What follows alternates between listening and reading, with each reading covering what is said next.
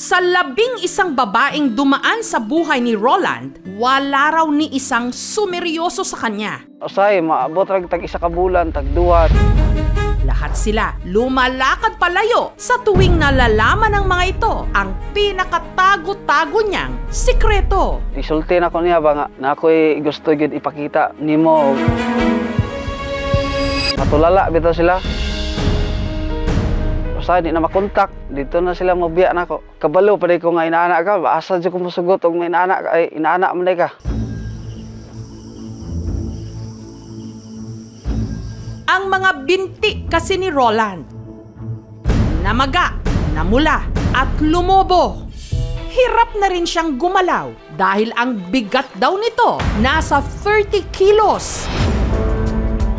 Mas mabigat pa sa kalahating sako ng bigas. Na-discourage na ko sa akong kinabuhi. Paano mo nga ba sisimulang humakbang para sa pag-ibig muling magtiwala? Sa Sultan Naga de Maporo, Lanao del Norte, nakatira si Roland. Pag ilis na ko, mura dyan ko matumba kay di man ko kakontrol kay kanang bugat man gini siya.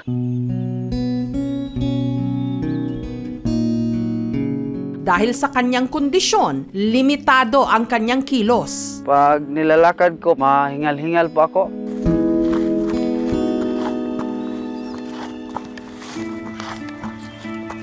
Dili na ko makasakasaka na kay lisod naman kay ana may tikang na akong tiil. Dili na wala na ko ka trabaho. Hirap siya kahit pa sa pagsakay ng motor. Kani akong samad, sige ni ka madugo kay masangit man atong sa motor. 16 anyos lang daw si Roland nung nagsimulang lumobo ang kaliwa niyang paa. Mata na ko pagabuntag siya, dinidako na siya, ko ning pula na. Makalipas ang isang buwan, ang kabilang paa naman ang namaga. Tinubuan din ito ng mga maliliit na bukol. Makati, mayroong sugat. Hindi ko makatulog, mag-una-una ang tiil. Kung nalay, kwarta, sir, ako lang yun ang pa-check up niya. Ingon tong nurse, ang lagi daw, ng elephantiasis lagi daw. Ingon sila nga, di daw, pwede daw maoperahan, kay operahan na, mabalik na gyapon. Elephantiasis or yung tinatawag na lymphatic filariasis. Nakukuha siya sa simpleng kagat ng lamok. Hindi siya operational. Wala kasing indication ng surgical sa ganitong kaso. Samot na po na akong emosyon ba, nakaanak ko sa kaugalingon nga, Lord, nganong ako pa man. Sa kabila ng kanyang kondisyon, si Roland pinilit maging kapaki-pakinabang. Taong 2015, pumasok siya sa pagko-construction sa Cebu, kung saan niya nakilala ang kasambahay na si Jennifer. First jud nako siyang nakit-an diha ra jud sa kalsada, naghakot siya og bus. Yung mukha niya parang artista po. Nagustuhan ko sa mata niya, brown.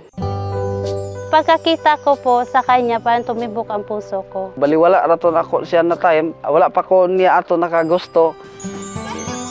Pinapadalhan ko rin siya ng pagkain. Napagpansin po ako na dumadaan sa barracks. Ay, Roland, mag-ingat ka sa ginagawa mo para hindi ka ma-aksidente. Hindi ko nahiya kasi kapag mahal mo ang isang tao, gagawin mong lahat para mapansin ka lang niya. Sa huli, nahopya si Jennifer. Ang nagustuhan at niligawan kasi ni Roland noong mga panahong yon, ang kanya mismong best friend. May galit, may tampo, hindi sa kanya, doon sa kaibigan ko. Si Roland, sinagot naman daw agad ng kaibigan ni Jennifer. Wala lagi. Pero kalaunan, Mga 1 month lang kami, ay naibawaan naman ako nga, kanang gibinaangan ra ko niya. nung nalaman ito ni Jennifer, Sinabi ko na sa kanya na may gusto ako sa kanya. Ang reply niya sa akin,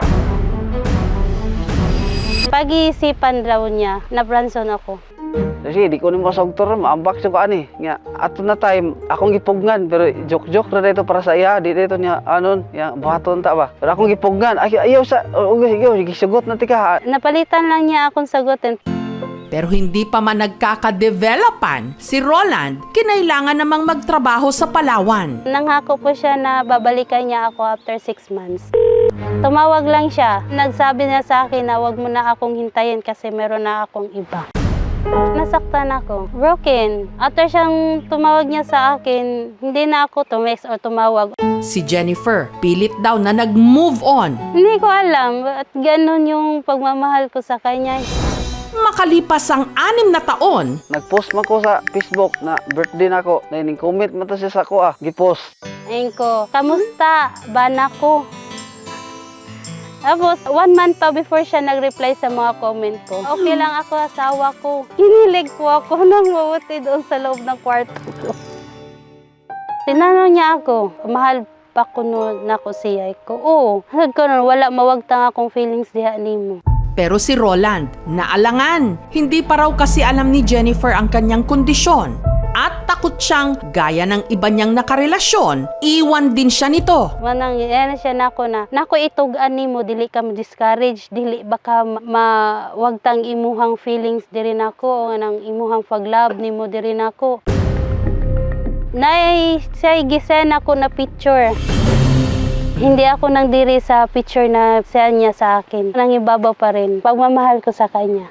At para patunayan na totoo ang naramdaman niya para kay Roland, si Jennifer mula Cebu bumiyahe Palanao del Norte. Kahit anong gawin mong taboy sa akin, kahit sabihin mo pa na babalik na ako sa Cebu, hindi ko yung gagawin. Dito na ko na feel na yamang hugasan yang atimanon dito na ko nga ako man siyang gihimo-himo ang binaangan niya. Tinuod ba jud iyang gibati sa kuha. Mo to nakaana ko dito na ko nahigmata. Kalitag tulo akong luha ba nga naaramday babae nga nakadawat dugay na tanay na ila nako anong wala jud nako siya na gibati og paglab paghigugma din ba.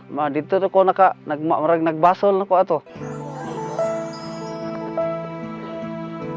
Bilang isang tao, sa kanya ko rin na naramdaman na totoong pagmamahal. Hindi niya ako sinasaktan. Tanggap ko po siya kahit anong mangyari, kahit wala na siya pong paa.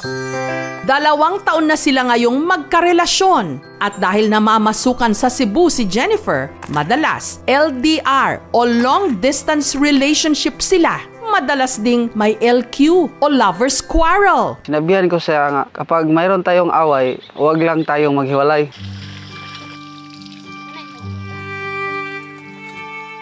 Gayunman, sinisiguro ni Jennifer na regular na mabisita sa Mindanao si Roland para kanyang mapagsilbihan.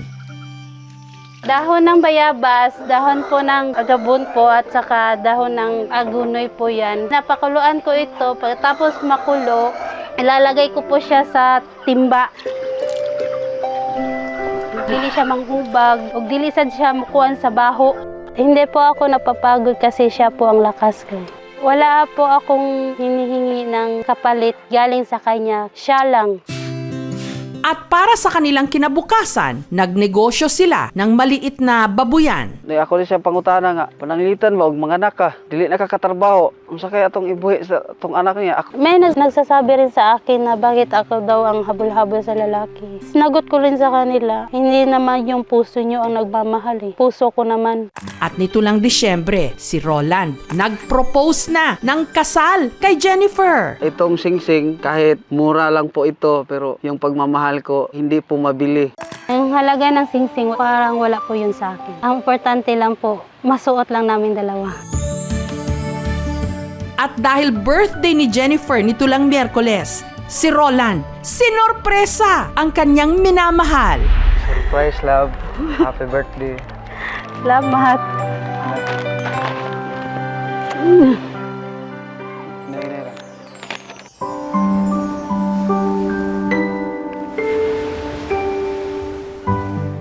Labo jud ko mag-expect na ingon ani. Salamat jud kaayo. Love you so much. Salamat po sa imong mga pagdasig. Sobra po kong nagpapasalamat sa imo. Love you, loves. I love you too. Hanggang sa tanda namin, dalawa. Kamatayan lang ang maghihiwalay sa amin dalawa. Gusto ko pa rin lumaban para sa kanya kasi napadama niya sa akin na kahit ganito po yung kalagayan ko, tanggap niya po ako. Samantala, para makatulong sa magkasintahan, nag-abot ng tulong ang LGU ng Sultan Naga Dimaporo. Grocery item at saka yung livelihood niya to be followed at Municipal Agricultural Office. Sana mayroon pong tumulong sa aking kalagayan para mapatuloy-tuloy pa po yung relasyon naming dalawa at gusto ko pa rin gumaling po para makabawi po ako sa mga pagkukulang ko. Madalas, kung saan-saan nahahanap ang pag-ibig. Kahit pa kung minsan, ang layo nito sa atin, isang hakbang lang pala. Thank you so much mga kapuso. Kung nagustuhan niyo po ang videong ito, subscribe na sa GMA Public Affairs YouTube channel. Don't forget to hit the bell button for our latest updates.